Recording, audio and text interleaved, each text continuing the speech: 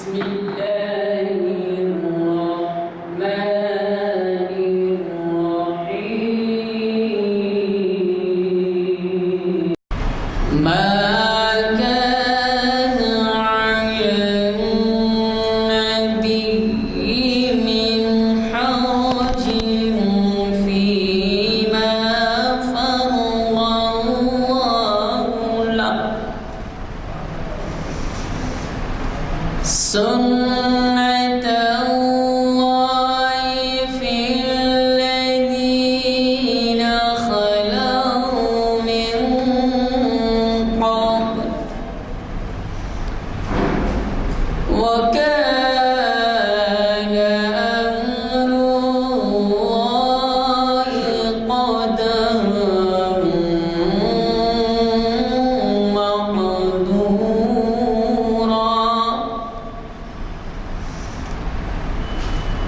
الذين يبلغون رسالات الله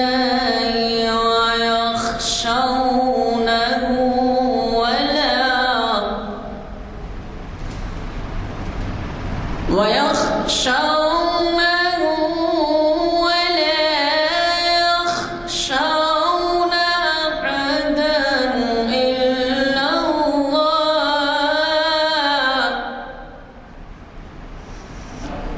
وكفى بالله حسيبا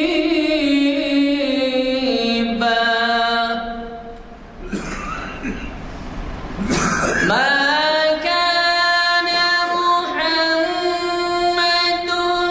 أبا أحد من رجالكم ولكن رسول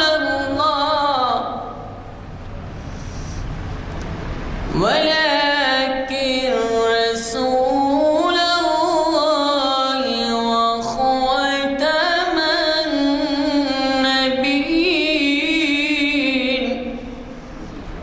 وكان الله بكل شيء عليما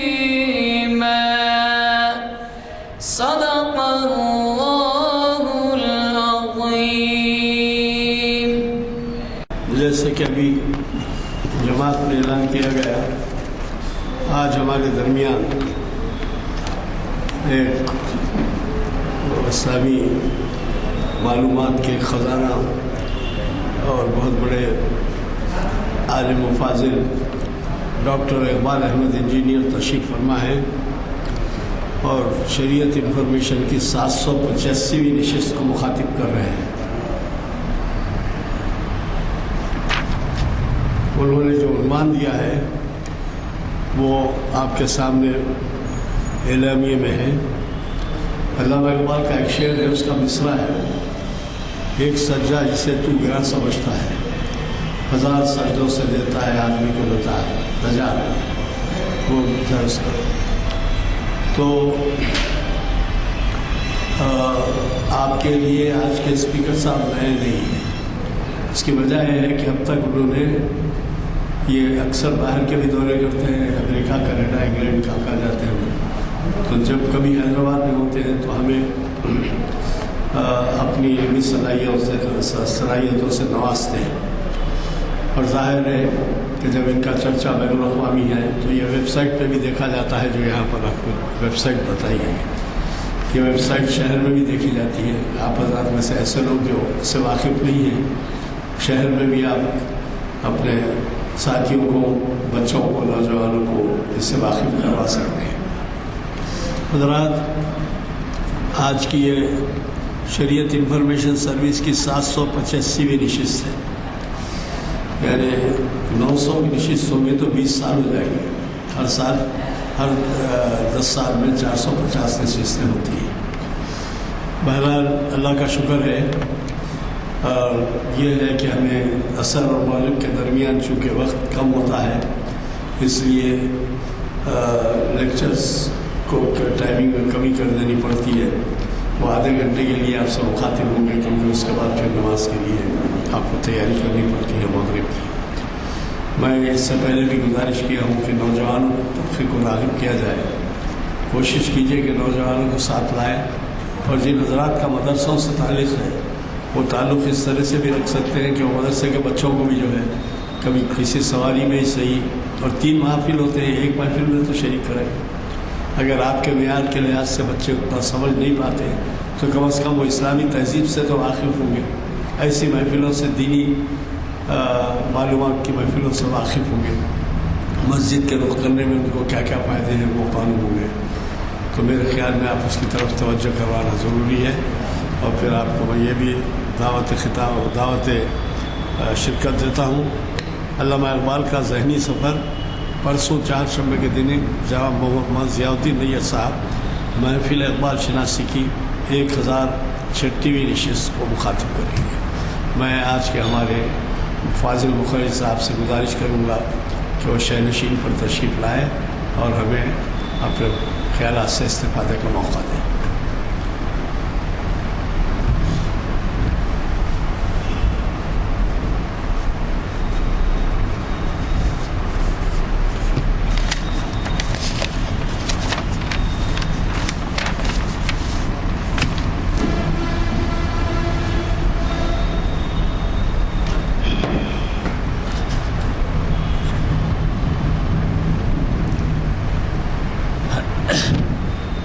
نحمدہ و نصلی علی رسول الکریم۔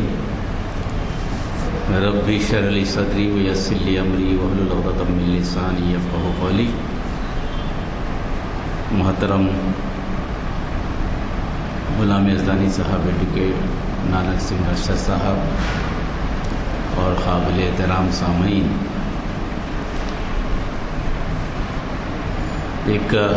میں سمجھتا ہوں کہ 2 مہینے کے بعد آپ کے سامنے حاضر ہوا، اور ان حالات میں کہ یقینی طور پر بہت ساری چیزیں بدل رہی ہیں،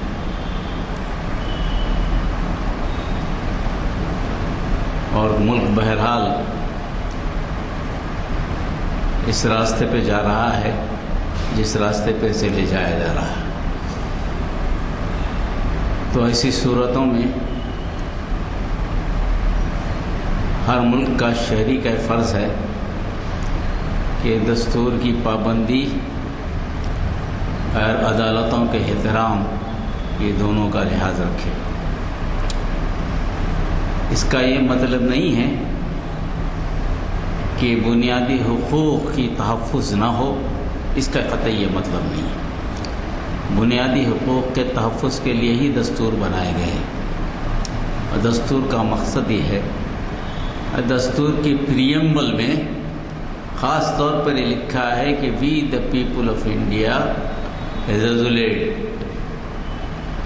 یعنی ہم سارے ہندوستان کے لوگ مل کر اس دستور کو بنایا ہے، جس میں ایکول اپارچونیٹیز ہیں، جسٹس ہیں، فریٹرنیٹی ہے، یہ سارے چیزیں ہیں، اور مقصد یہ ہے کہ بھائی چارگی قائم ہو۔ یہ بنیاد ہے ہمارے دستور کی، تو ان بنیادوں کو خیال میں رکھنا چاہیے۔ تو اس اعتبار سے میں نے جو عنوان چنا تھا علامہ اقبال کا، اس کے پیچھے مقصد یہی تھا کہ سجدہ دراصل ہم یہ سمجھتے ہیں کہ بھائی اللہ کے نماز میں اگر سجدہ کریں شریعت کے اعتبار سے تو اللہ کے سب سے قریب رکن ہے، یعنی اس سے قریب انسان ہو ہی نہیں سکتا۔ جتنے ارکان ہیں نماز میں، سجدہ ہی ایک واحد رکن ایسا ہے، اگر آپ سجدے میں گر جائیں تو مطلب ہے کہ اللہ کے قریب ہو گئے۔ تو سجدہ صرف مذہب اسلام میں نہیں ہے۔ آپ دیکھے ہوں گے کبھی ایک بڑی تصویر نظر آتی ہے پوپ کی، وہ بھی سجدے میں نظر آئیں گے آپ کو۔ اور ہمارے بھائی ہندو مذہب میں بھی اشٹانگ ہے، یعنی اللہ کے سامنے اشٹانگ کرو، تو مطلب 8 چیزیں جو ہے وہ ٹکاؤ، اور سجدے میں 8 چیزیں ٹکتی ہیں۔ تو یہ سجدہ جو ہے دراصل ہر مذہب میں آپ کو کہیں نہ کہیں مل جائے گا، کوئی نئی چیز نہیں ہے۔ تو مطلب یہ کہ اپنے آپ کو مکمل اللہ کے حوالے کر دینا، اپنا جو نفسی غرور ہے، خواہشات کا زور ہے، اس کو ختم کر دینا، یہ دراصل سجدے کا مطلب نکالا جاتا ہے۔ شرعی اعتبار سے تو نماز کے رکن ہے، اور 2 سجدے اس لیے ہیں کہ ایک سجدہ کرنے کا حکم اللہ نے شیطان کو دیا تھا اور شیطان نے ایک سجدہ نہیں کیا، تو ہم ایک سجدہ کرتے ہیں اور ایک شکرانے کا بھی سجدہ کر دیتے ہیں اس کے ساتھ کہ اللہ نے ہمیں معاف کیا، آدم علیہ السلام سے بھول ہو گئی تو اس کو معاف کیا، اس کے شکر میں 2 سجدے کرتے ہیں، تو ہمارے 2 سجدے اس طرح چلتے ہیں۔ علامہ اقبال کا جو شعر تھا، یہ ایک سجدہ ہے جسے تو گراں سمجھتا ہے، 1000 سجدوں سے دیتا ہے آدمی کو نجات۔ یعنی سجدہ کس کے سامنے کرنا چاہیے، کس کے سامنے حوالے کرنا چاہیے، کس کو حوالے کرنا چاہیے؟ اسی کو حوالے کرنا چاہیے جو آپ سے زیادہ طاقتور ہو، ہر معاملے میں آپ سے بہتر ہو، جو بھی کوئی معاملہ زندگی آپ کے سامنے آئے اس کو حل کرنے کی استطاعت رکھتا ہو، قابلیت رکھتا ہو، اہلیت رکھتا ہو، آپ کو اچھی طرح جانتا ہو، آپ کے ماضی کو بھی جانتا ہے، آپ کے مستقبل کو بھی جانتا ہے، آپ کے حال پر نظر ہے، یعنی کوئی چیز کائنات کی اس سے چھپی نہیں ہے۔ جو آپ کو پیدا کرنے والا ہے، آپ کو مارنے والا ہے، پھر آپ کو جلا کرنے والا ہے، اگر ہمارے اعتراف سے دیکھیں، پنرجنم کے فلسفے میں بھی دیکھیں تو پنرجنم کرنے والا ہے۔ تو سجدہ کسے کیا جاتا ہے؟ اس کو جو سب کچھ جانتا ہے، سب پہ قدرت رکھتا ہے، اس کے سامنے سجدہ کیا جاتا ہے۔ اس سے پہلے کے مذاہب میں سجدہ کرنے کی ایک جگہ بنا دی گئی تھی جسے معبدیں کہا جاتے ہیں، جہاں عبادت کی جگہ، چاہے آج کے زمانے میں چرچز کہیں، یہودیاں کے اپنے نام لے لیں، یہ دوسری آپ جو ہے ہمارے ہندو بھائیوں کے مندریں بھی لے لیں، مگر مندر میں جو مورتی بٹھائی جاتی ہے اس پہ اگر آپ غور کریں گے تو مورتی کا جو پچھواڑا ہوتا ہے وہ مگر آپ جا کے کھڑے رہیں گے مورتی کے سامنے تو آپ کا رخ مورتی کے سامنے تو ہوگا، مگر آپ کا رخ دراصل مغرب کے سامنے ہوگا، مکے کی طرف ہوگا۔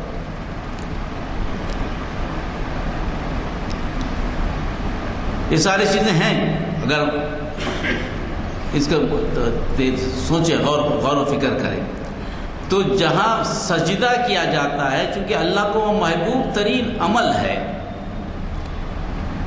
اور سجدہ اگر ہم فعل لے لیں تو فعل سے اگر اس میں ظرف بنا لیں تو ہو گئی مسجد، یعنی وہ عمل کرنے کی جگہ۔ جہاں سجدہ کیا جاتا ہے وہ جگہ دراصل مسجد ہے، مگر چونکہ امت مسلمہ کو اللہ تعالیٰ نے ساری زمین حلال کر دی ہے، اس سے پہلے امتوں کو حلال نہیں کی گئی تھی۔ اس سے پہلے کہا گیا تھا جہاں مختص ہے وہیں جا کے عبادت کرنا، یہودیوں کے لیے بیت المقدس، عیسائیوں کے لیے بھی بیت المقدس ہی ہے۔ اب دوسرے مذاہب کے لیے قرآن نے کہا وَلِكُلِّ وِجْهَةٍ هُوَ مُوَلِّهَا، ہر ایک امت کو ہم نے ایک مرکز بنا دیا ہے، کسی کو نہیں چھوڑا، ہر ایک کو ایک مرکز بنایا ہے۔ بہت سو کے معلوم ہے، تم کو بہت سو کے نہیں معلوم ہے، مگر مرکز ہے ہر ایک کا۔ یعنی مطلب اللہ تعالیٰ نے عبادت گاہوں کا تصور ابتدا سے رکھا ہے کہ اللہ کی عبادت کیسی ہوگی۔ جب مسجد حرام کی بات آتی ہے تو کہا کہ ہم سب سے پہلے جو گھر بنائے گا مسجد حرام کا دنیا میں، جو آج مکہ ہے۔ اس طرح سے اگر آپ دیکھیں تو عبادت کی جگہ جو بنائی گئی ہے اس کو کہا جاتا ہے عبادت گاہ، اس کو مختلف زمانے میں مختلف نام دی گئے ہیں، مگر ہر جگہ سجدہ ہوا۔ اب جب یہاں پر آئی بات آخری نبی کی، اس وقت ساری زمین حلال کر دی گئی، کہیں بھی عبادت ہوتی ہے، مگر اس کا یہ مطلب نہیں ہے کہ مسجد اس کے لیے ضروری نہیں ہے۔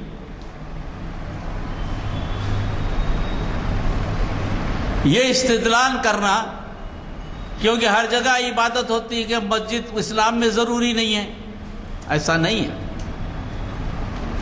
مسجد ایک مرکز ہے،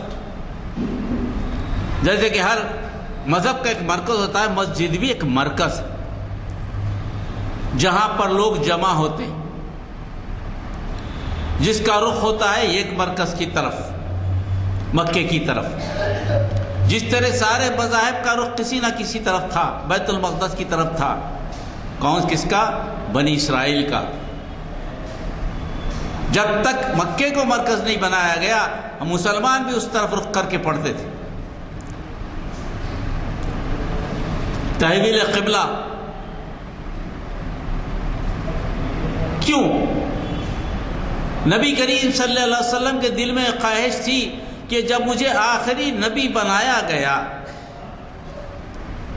اسلام کو آخری توحید کا جو سلسلہ آدم علیہ السلام سے چلا تھا جب ختم ہو رہا ہے، میرے بعد کوئی نبی آنے والے نہیں ہیں، تو کیوں نہ وہ آدم کا قبلہ جو آدم علیہ السلام نے بنایا تھا، وہ آدم کا قبلہ ہی میرا قبلہ کیوں نہ بن جائے۔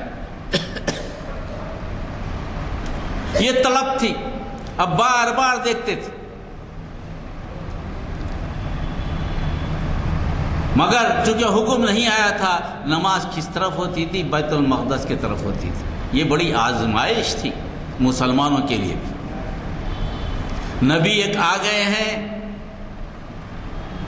بنی اسرائیل کے نبیوں کا سلسلہ عیسیٰ علیہ السلام پر ختم ہو گیا، اب بنو اسماعیل میں نبی آئے ہیں جو آخری نبی ہیں، اور جو دعا ابراہیم علیہ السلام نے مکہ بناتے وقت کی تھی اور جس کا ساتھ اسماعیل علیہ السلام دے رہے تھے، جس کو قبولیت مل گئی تھی، اس کے بعد نبی کا آنا اس ملک میں، اس شہر میں ضروری تھا۔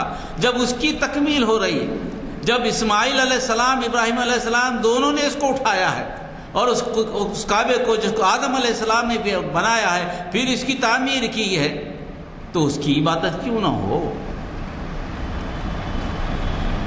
یہ چیزوں میں ایک آزمائش تھی۔ تحویل قبلے سے پہلے آزمائش کس کی تھی؟ ان مسلمانوں کی جو نبی کریم صلی اللہ علیہ وسلم پر ایمان لائے تھے۔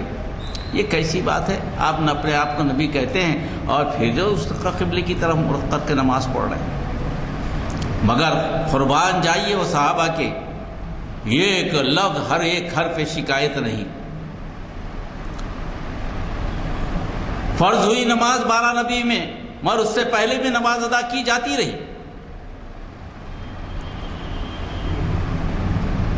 ایسی صورت میں جب نبی کی اس طلب کو دیکھا، ہجرت کا جب وقت آ گیا، جو قرآن کی جو آیت اتری وہ کیا تھی؟ قد نرى تقلب وجهك في السماء فلنولينك قبلة ترضاها فول وجهك شطر المسجد الحرام۔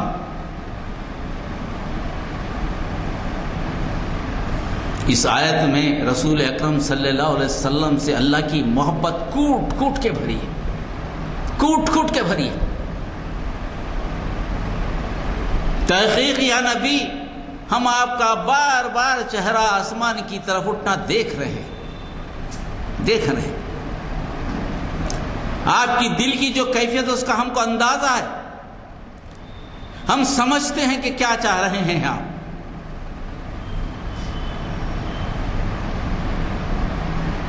اب بہت ہو چکا، بہت آزمائش ہو چکی آپ کی اور آپ کے صحابہ کی۔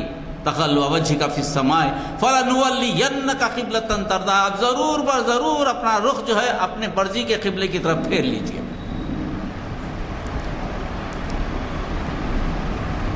جہاں کہیں ہیں پھیر لیجئے۔ حالت نماز میں ہیں آپ، دیکھیے اس میں بڑی حکمت ہے۔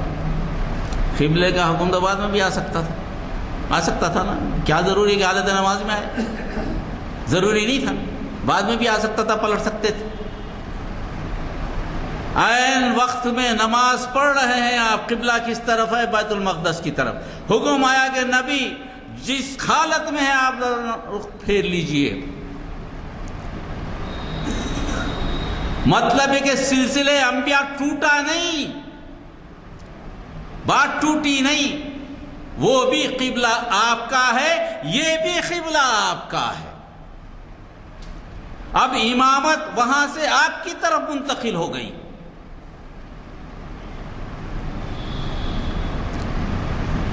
اب آپ امام ہیں سارے انسانوں کے، اور سارے انسانوں کا مرکز کون سا ہے؟ قبلہ ہے، کعبہ ہے. کعبہ ہے، قبلہ، بس اس کے علاوہ کوئی مقصد نہیں ہے. اب مسلمان نماز کر کے پڑھیں گے تو کس کی طرف کریں گے؟ مکے کی طرف. بیت المقدس میں بھی جائیں گے تو مکے کی طرف نماز ہوگی، بیت المقدس کی طرف نہیں ہوگی. بڑی حکمت ہے اس میں. یہ کہ ایکشن نبی کریم صلی اللہ علیہ وسلم کی زندگی کا آپ مطالعہ کریں تو انسانی زندگی کے وہ پہلوؤں کو کھولتا ہے جس میں کوئی سوال اٹھ ہی نہیں سکتا.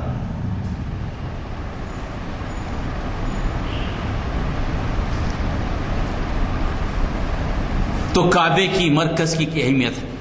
مدینے کی زندگی میں مسجد نبوی بن گئی، لوگ جوق در جوق آ رہے ہیں. کسی کو شیطانی سوچی.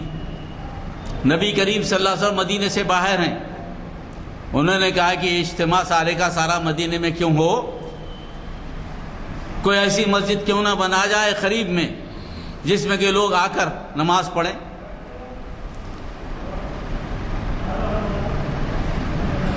اخلاص نیت اللہ کی عبادت نہیں تھی، اخلاص نہیں تھے اس میں یہ تھا کہ اسلام کی مرکز نبی کریم صلی اللہ علیہ وسلم مسجد کی نبی سے لوگوں کو پھیرا جائے. مسجد زرار بنی. اخلاص نیت نہ ہو تو مسجد بنتی نہیں، اور مسلمانوں نے اس کا خیال رکھا ہے. مسلمانوں نے اس کا خیال رکھا. کسی متنازع زمین پر مسلمانوں نے مسجد نہیں بنائی، کسی جھگڑالو جگہ پر مسلمانوں نے مسجد نہیں بنائی. یہ کوشش کی گئی تھی.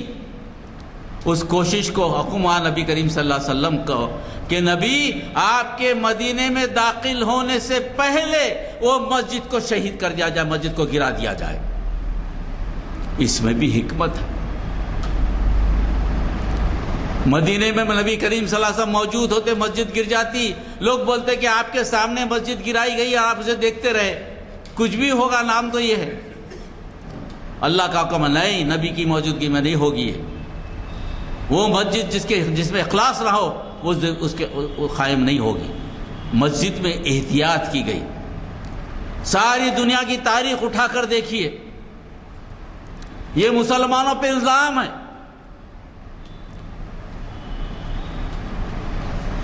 نعوذ باللہ من ذالک عبادت گاہیں توڑ کر مسجدیں بنائی گئی. قرآن کے حکم کی خلاف ورزی مسلمان کر نہیں سکتا. ہر جگہ کہا گیا کہ جہاں جس کی عبادت گاہ ہے اس کا احترام کرو. کسی کے خدا کو برا مت کہو، پلٹ کر تمہارے خدا کو برا کہیں گے.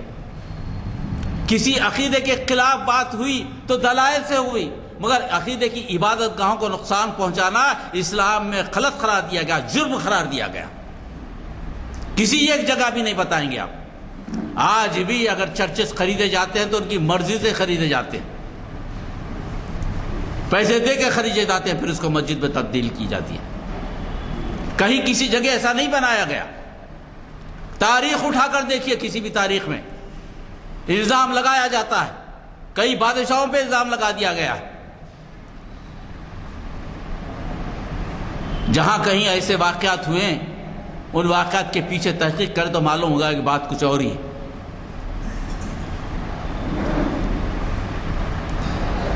سجدہ کرنے کی جگہ، عبادت کرنے کی جگہوں کی حرمت ہر مذہب میں موجود ہے، ہر مذہب میں موجود ہے. توڑنے کا حکم کہیں بھی نہیں ہے. بات دلائل کی چلتی ہے کہ بھائی آپ کی دلیل کیا ہے عبادت کی، ہماری دلیل کیا ہے. کیوں تم ایک خدا کی عبادت کرتے ہو؟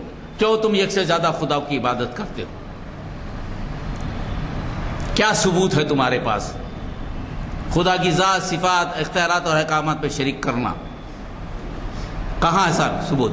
کیا تمہاری کتابوں سے دلیل ہے؟ بتائیے دلیل ہے. کوئی کتاب نہیں بتا سکتی. ہر مذہب اس بات پر متفق ہے خدا ایک ہی ہے. کوئی کتاب نہیں بتا سکتی کو جو دعویٰ کرتے ہیں. آج بتائیے.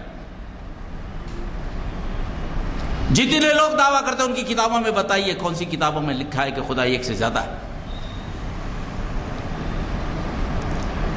یہ حرمت، یہ مسجد کا مقام، یہ مسجد کے مقام کو جاننے کی ضرورت ہے، اور اس کا تحفظ کیوں ضروری ہے؟ کیونکہ یہ مرکز ہے۔ مسجد صرف نماز کی جگہ نہیں ہے، مسجد دراصل وہ مرکز ہے، اس علاقے کا مرکز ہے جہاں مسلمانوں کے علاوہ ساری آبادی کے تعلق سے سوچا جاتا ہے۔ توحید کا مرکز ہے۔ اذان جو دی جاتی ہے، کیا ہے اذان؟ کیا مسلمانوں کو نماز کو بلانے کے لیے یہی مقصد ہے اس کا؟ یہ بڑی غلط فہمی مسلمانوں میں بھی ہے۔ یہ مقصد نہیں ہے، اس کے علاوہ بھی مقصد ہے۔ ہر انسان پیدا ہونے سے پہلے کلمہ پڑھ کر آیا ہے۔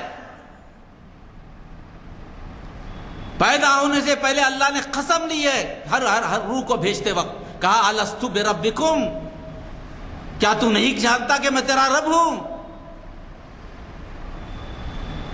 ہر روح نے کہا قالوا بلا شہیدنا، ہر روح نے گواہی دی قالوا بلا، بے شک آپ ہمارے رب ہیں، ہم اس کی گواہی دیتے ہیں۔ یہ حد ہر انسان، ہر روح سے لیا گیا جو دنیا میں پیدا کی جاتی ہے۔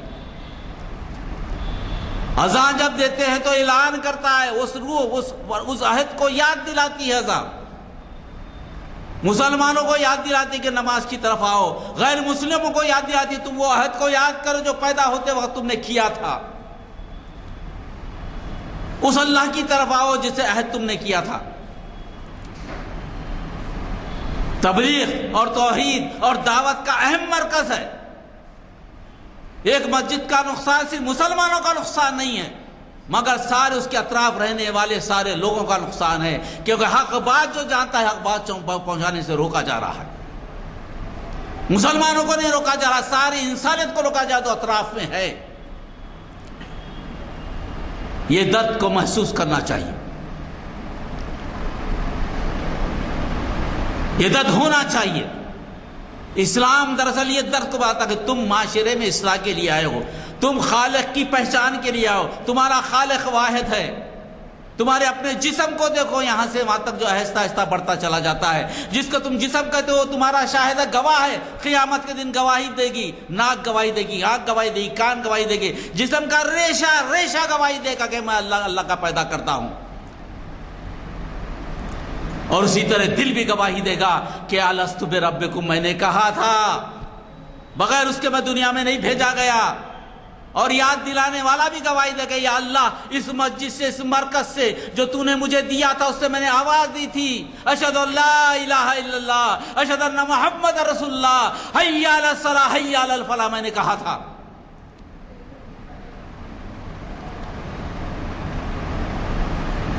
یہ ساری انسانیت کا مرکز ہے، اس کو یاد رکھنا چاہیے۔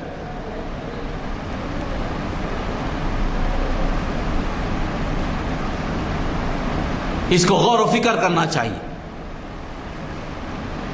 اسی لیے قرآن نے کہا وَمَنْ أَظْلَمُ مِمَّنْ مَنَعَ مَسَاجِدَ اللَّهِ أَنْ يُذْكَرَ فِيهِ اسْمُهُ وَسَعَىٰ فِي خَرَابِهَا أُولَٰئِكَ مَا كَانَ لَهُمْ أَنْ يَدْخُلُوهَا إِلَّا خَائِفِينَ لَهُمْ فِي الدُّنْيَا خِزْيٌ وَلَهُمْ فِي الْآخِرَةِ عَذَابٌ عَظِيمٌ۔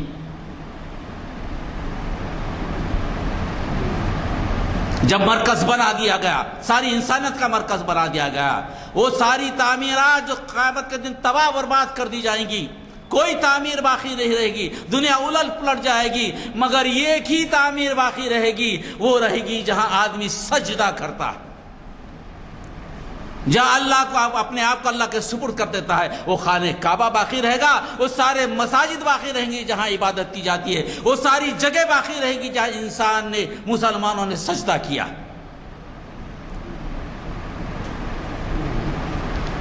اس لیے غضب سے اللہ تعالیٰ کا ممن منع مساجد اللہ، تم میں سے جو مساجد اللہ کے منع اظلم ممن منع مساجد اللہ، وہ اس شخص سے بڑا ظالم کون ہوگا؟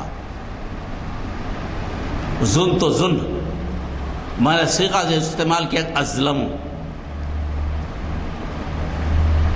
مبالغہ کا صیغہ، یعنی اس سے بڑا ظلم نہیں ہو سکتا، اس سے بڑا ظلم دنیا میں ہو ہی نہیں سکتا۔ جیسا کہ کبیر کے معنی بڑے ہیں، اللہ اکبر کہتے ہیں آپ، اللہ سے بڑا کوئی نہیں ہو سکتا۔ ومن اظلم ممن منع، اس شخص سے بڑا ظالم کون ہوگا جو ممن منع مساجد اللہ ان یذکر فیہ اسمہ، اس میں اللہ کے نام لینے کے ذکر کو روکے۔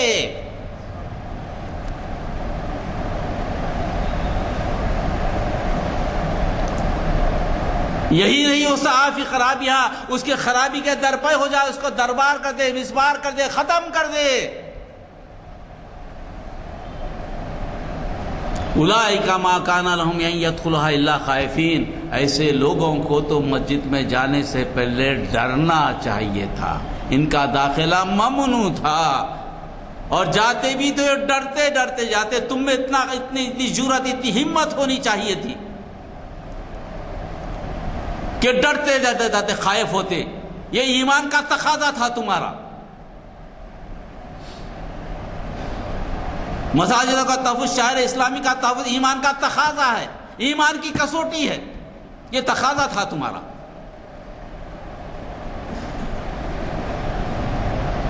اگر کسی وجہ سے نہ کر سکے، کمزور ہو جائے، اللہ تعالیٰ ایمان سے خارج نہیں کر رہا۔ اللہ تعالیٰ بتا رہا ہے کہ اللہ کے جاننے والے، اللہ کو ماننے والے، اللہ کو ساتھی اور نصرت دینے والا سمجھنے والے، اللہ کو نصیر سمجھنے والے، یہ کیسے لوگ ہیں؟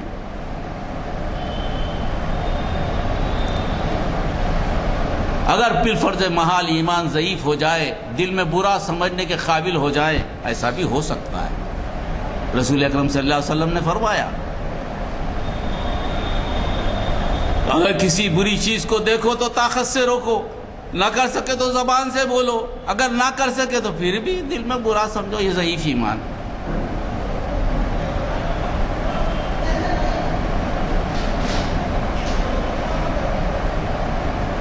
انی ضعیف فخوینی بولنا پڑے گا، یا اللہ تعالیٰ میں تو ضعیف ہوں، آپ مجھے قوت عطا کیجئے۔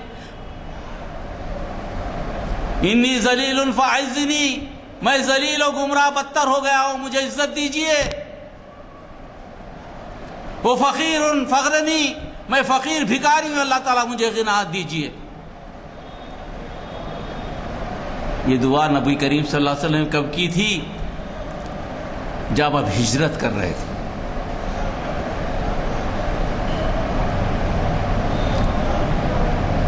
جہاں سے نکالا جا رہا تھا، جب مجبور ہو گئے تھے۔ کیا وہ فکر ہے؟ اگر یہ فکر ہے تو پھر ٹھیک ہے، لیکن اللہ تعالیٰ نے اس آیت میں فرمایا ہے، تسلی دی ہے، لہم فی الدنیا خزی، اگر مسلمان اپنی عبادت گاہوں کی حفاظت میں ناکام ہوں، سارے وسائل و ذرائع کے بعد بھی کچھ نہ کر سکیں، تو امن قائم رکھیں۔ قدرت تو اللہ ہی کے پاس ہے، اللہ ہر چیز کو جانتا ہے۔ قل اللہم مالک الملک تؤتی الملک من تشاء وتنزع الملک ممن تشاء وتعز من تشاء وتذل من تشاء بیدک الخیر انک علی کل شیء قدیر۔ اختیارات دینا، اختیار سے نکالنا اس کی ذمہ داری ہے۔ تو یہاں کیا ہے؟ لہم فی الدنیا، اللہ کا وعدہ ہے، لہم فی الدنیا خزی۔ بعض اعمال ایسے ہیں جس میں دنیا کی رسوائی ہے، وعذاب عظیم، اور عذاب عظیم بھی۔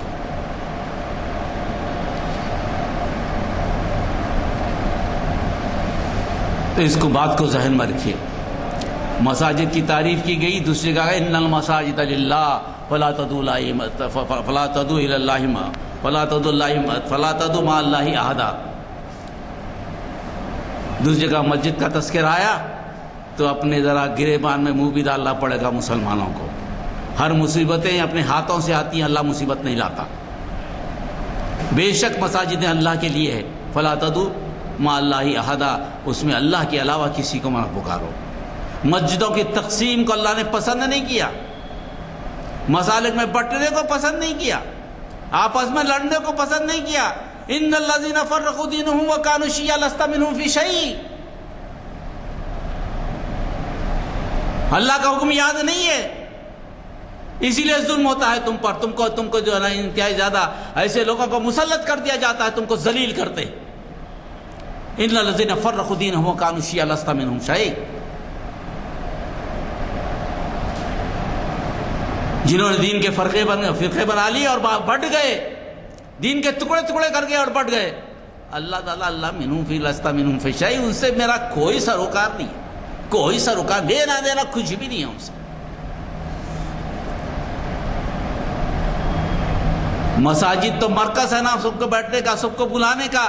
جب مسلمان خود نہیں آتے، جب مسجد میں سجدے کے لیے نہیں آتے، اگر اللہ کے سامنے سجدے کے نہیں آتے، یقین رکھو وہ کہیں نہ کہیں دوسری جگہ سجدہ کر رہے ہیں۔ اسی لیے علامہ اقبال نے کہا، یہ ہزاروں سجدی سے دیتا ہے آدمی کو نجات، جب تم ایک کے سامنے نہیں جھکو گے تو اللہ تعالیٰ تمہیں کئیوں کے سامنے جھکانے کا سجدہ کرتے نظر آؤ گے۔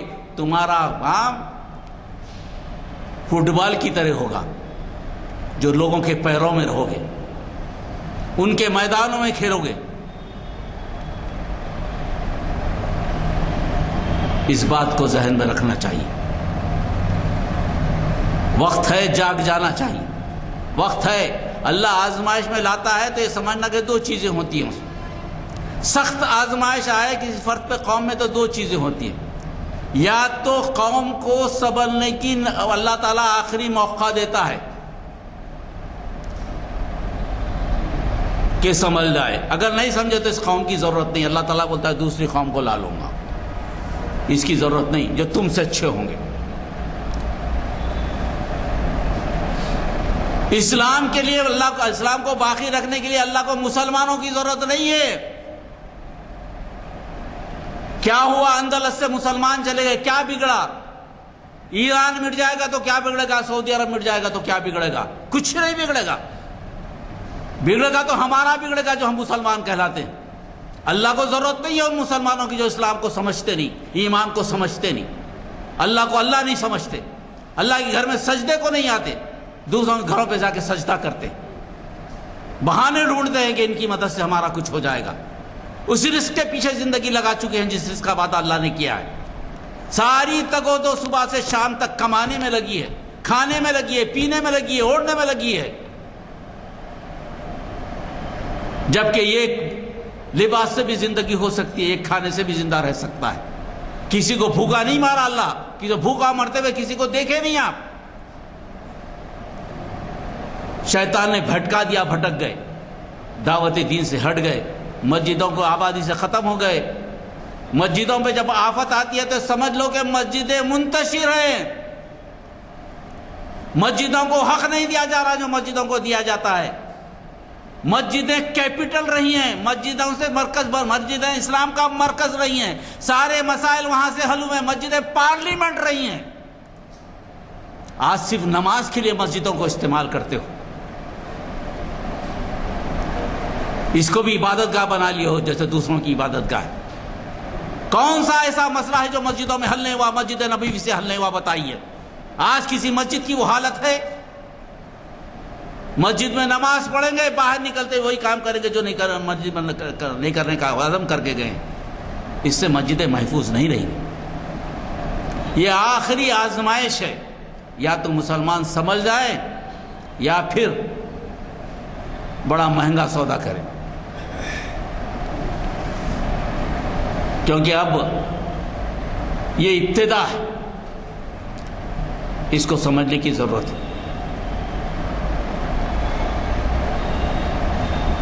اس کو سمجھنے کی ضرورت ہے۔ یہ بڑی آزمائش کی جگہ ہے، سجدے سے بڑی کوئی آزمائش نہیں ہوتی زندگی میں، یہ یاد رکھیے۔ اگر سجدہ یقینی طور پر اللہ کی ذات کو واحد مان کر، اللہ کو حاضر و ناظر جان کر اگر آپ کریں، حفاظت کی ذمہ داری اللہ کی۔ جس کے ساتھ اللہ ہو اس کو کوئی فکر کی ضرورت نہیں۔ کیا انبیاء کیا تھے؟ ہر زمانے میں اکیلے، تعداد میں کم، حفاظت ہوئی نہیں ہوئی؟ حفاظت کرنے والا کون ہے؟ حافظ کون ہے؟ محافظ کون ہے؟ اس کو سمجھنے کی ضرورت ہے. یہ چند بنیادی باتیں تھیں مگر وقت بہت بڑا کم. اللہ سے دعا ہے کہ اللہ تعالی ہم کو آپ کو سمجھنے کی توفیق عطا فرمائے. میں اس دعا پہ اگر اجازت ہو تو میں دعا کر کے ختم کر دوں. اللہم انا نسألک من خیر ما اسألک منہ نبیک محمد صلی اللہ علیہ وسلم ونعوذ بک من شر ما استعاذک منہ نبیک محمد صلی اللہ علیہ وسلم وانت المستعان علیک البلاغ لا حول ولا قوة الا باللہ. سبحان ربک رب العزت عما یصفون وسلام علی المرسلین والحمد للہ رب العالمین. السلام علیکم ورحمۃ اللہ وبرکاتہ. السلام علیکم. میں نے پہلے ہی آپ سے کہا تھا کہ کیسے پرمخ خطاب ہوتے ہیں. مجھے ایسا محسوس ہوتا ہے کہ اگر اس کو تھیسس کی شکل دی جائے تو اگر داخل کیا جائے کسی یونیورسٹی میں تو ڈاکٹریٹ کی ڈگری مل جائے گی اس کو. میں اللہ کا شکر ہے کہ ہمارے درمیان ایسے مقررین ہوتے ہیں. اگر آپ اپنے ساتھ نوجوانوں کو لائیں تو اس سے استفادہ ہو سکتا ہے. چہارشنبے کے بارے میں نے اعلان کیا ہے کہ چہارشنبے کے جو خطاب ہے اس کو مت مس کیجیے. وہ جو ہے علامہ اقبال کا ذہنی سفر اور جناب محمد ضیاء الدین نیّر صاحب آپ کے جانے پہچانے مقرر ہیں اور نائب صدر ہے اقبال اکیڈمی تعمیر ملت کے. ان کا خطاب ہے اور کافی دنوں کے بعد خطاب کر رہے ہیں. تو ساتھ لیتے آئیے, لوگوں کو ترغیب دیجیے اور اعلامیہ جدید اعلامیہ جو آئیں گے وہ لیتے جائیں گے.